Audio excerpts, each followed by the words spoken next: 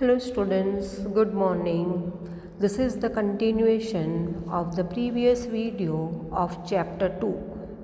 In the previous video, we discussed about lithosphere and hydrosphere. Now open page number 8, the third sphere, that is atmosphere. The sphere of air that wraps the earth from all sides is called atmosphere. It extends approximately up to 1600 km from the surface of earth. It cannot be seen clearly with the naked eye like lithosphere and hydrosphere. Atmosphere is composed of various gases, water vapor, dust particles, smoke, salt, microorganisms, etc. Atmosphere is colorless, odorless, and transparent. Solid, liquid, and gaseous elements are included in the atmosphere. It contains approximately 78% nitrogen, 21% oxygen, and 1% other gases. वो धरती की चारों तरफ एक हवा का गोला लिपटा हुआ है, उसे हम एटमॉस्फेयर कहते हैं। ये लगभग 1600 किलोमीटर की एक ऊंचाई पर फैला हुआ है, धरती की सतह से, सरफेस से। इसको हमारी खुली आँखों से लिथोस्फीयर और हाइड्रोस्फीयर देख सकते हैं, वैसे हम एटमॉस्फेयर को नहीं देख सकते। एटमॉस्फेयर ये सब चीज़ों से बना है, जैसे कि gas, water vapour, dust particle, smoke, salt, micro organism etcetera. Atmosphere की कैरेक्टरिस्टिक्स क्या है? तो इसका कोई रंग नहीं होता है, ना उसमें कोई स्मेल होती है, और वो ट्रांसपेरेंट होता है, पारदर्शक होता है। हमारे एटमॉस्फेयर के तीनों तरीके के एलिमेंट्स मौजूद हैं, और वो है सॉलिड, लिक्विड और गैस। और इसके अंदर 78% नाइट्रोजन गैस है, 21% ऑक्सीजन गैस है, और अन्य गैसेस 1% है। When we go higher from the surface of the earth, the amount of most of the gases in the atmosphere decreases. Carbon dioxide gas is heavy, so it is found more in the lower layer of the air. जैसे जैसे धरती के सतह से ऊपर उठते हैं, तो गैसेस जो एटमॉस्फेयर में होती है वो कम होती जाती है, क्योंकि कार्बन डाइऑक्साइड जो भारी हैवी गैस है, इस वजह से वो एयर की सबसे नीचे की लेयर में पाया जाता है। दूसरा है ozone gas. Ozone gas comprises of a very small portion in the air. This gas absorbs the ultraviolet rays from the sun and protects the earth from excessive heat of sun. This gas is more in proportion in the morning, in the open ground and in the air near the sea. तो ozone gas की जो proportion है air में, वो बहुत कम पाई जाती है। ये ओजोन गैस बेसिकली सन की जो अल्ट्रावायलेट रेज होती हैं उनको एब्जॉर्ब करती है, और इस तरह से हमारे अर्थ को बहुत ज़्यादा गर्मी से बचाती है। ये ओजोन गैस ज़्यादा मात्रा में या तो बहुत सुबह पाई जाती है मैदानों में, खुले मैदानों में, या तो हवा में जो समुद्र के किनारे होती है।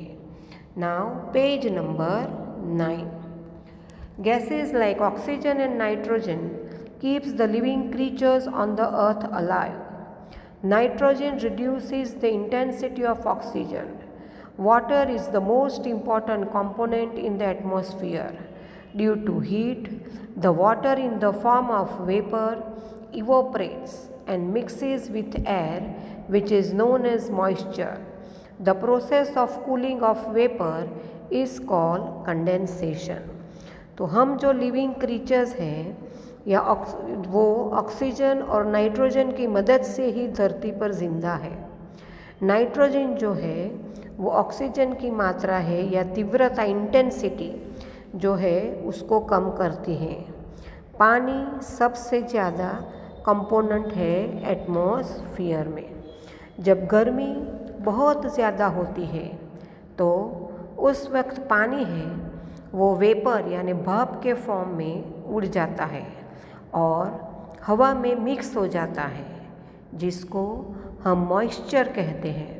और जिस तरह से ये वेपर ठंडी होती है उस प्रक्रिया को हम कंडेंसेशन कहते हैं। Various forms of moisture like due, fog, clouds and precipitation are due to condensation. The effect of atmosphere is seen on human beings in every aspect of life, such as in their food habits, clothing habitat, color, economic activities, etc. अलग अलग तरीके moisture होते हैं जिससे आपको due यानी ओस गिरना, फॉग यानी कोहरा होना, के बादल छा जाना है या तो पाला पड़ना है, प्रेसिपिटेशन, ये सब कंडेंसेशन की वजह से होता है। एटमॉस्फेयर का असर ह्यूमन बींग्स के हर पहलू में देखने को मिलता है, चाहे उसके खाने पीने की आदतें हो, कपड़े पहनने का तरीका हो, रहने का हो, रंग हो या उनकी इकोनॉमिक एक्टिविटीज़, आर्थिक एक्टिविटीज़ पे होता है। Many dust particles are seen in the atmosphere. Spreading of sun rays are visible due to this particles. It is due to dust particles that it does not suddenly turn dark after the sunset and it does not suddenly turn bright after the sunrise.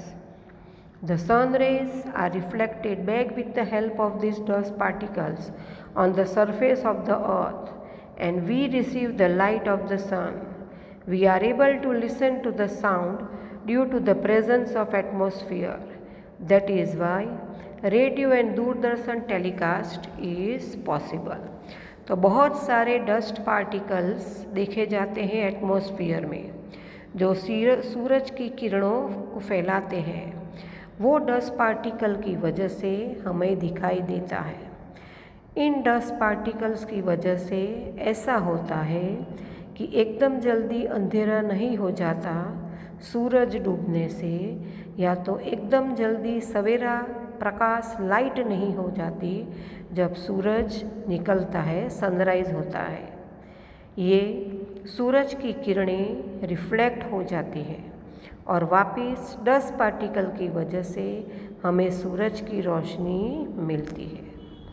हमें आवाज़ सुनाई देती है, वो भी इस वजह से है, डस्ट पार्टिकल्स की वजह से, क्योंकि वो एटमॉस्फेयर में मौजूद है।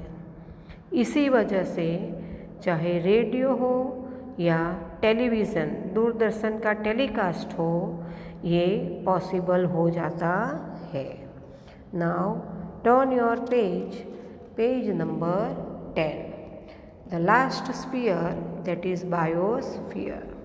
The part of lithosphere, hydrosphere and atmosphere where the living world exists is known as biosphere. Biosphere is one of the important spheres on Earth. Earth is the only planet in the solar system having biosphere. Biosphere includes vegetation, animals, insects and human beings. We obtain food and many other necessary things from biosphere. वो हिस्सा lithosphere का, hydrosphere का और atmosphere का जहाँ पर living world जो exist करता है उसे हम बायोस्फीयर कहते हैं। सबसे मुख्य मेन स्फीयर बायोस्फीयर है। हमारा जो अर्थ है वही एक ऐसा प्लैनेट है सोलर सिस्टम में जिसमें बायोस्फीयर है। बायोस्फीयर में वेजिटेशन, पेड़ पौधे, एनिमल्स, इंसेक्ट्स और ह्यूमन बींग्स आते हैं। हम इसी बायोस्फीयर से खाना और बाकी ज़रूरत की चीज़ें हैं वो हासिल कर सकते हैं। अगर पेड़ पौधे नहीं होते, जानवर नहीं होते तो हम जिंदा कैसे रहेंगे। तो we cannot live without vegetation and animals. Biosphere is the base of our existence and living. It is divided into two parts, non-living and living.